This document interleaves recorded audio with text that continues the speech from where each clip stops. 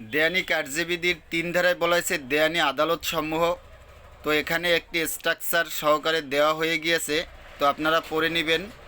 আর নোটটি নিয়ে আপনারা সকল সাবজেক্টের আসন্ন বার কাউন্সিল এমসিকিউর 7টি সাবজেক্টেরই নোট নিতে পারবেন।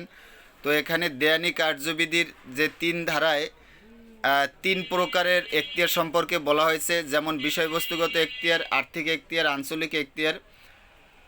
65 নম্বর এমসিকিউতে বলা হয়েছে বর্তমান বাংলাদেশে কত ধরনের দেয়ানি আদালত আছে? অ্যান্সার হচ্ছে ঘ 5 প্রকার। তো এমনি গুরুত্বপূর্ণ যে সমস্ত এমসিকিউ রয়েছে এগুলো এখানে দেয়া হয়ে গিয়েছে, আপনারা নিতে চাইলে নিতে পারেন বা এখান থেকেও দেখতে পারেন। একেবারে গুরুত্বপূর্ণ এমসিকিউ এখানে দেয়া হয়েছে।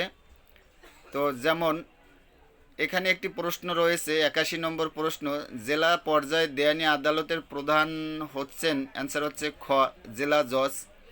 আবার 80 নম্বর এমসিকিউতে বলা হয়েছে দেয়ানি আদালত সিভিল কোর্ট কত প্রকার? অ্যান্সার হচ্ছে খ 5 প্রকার।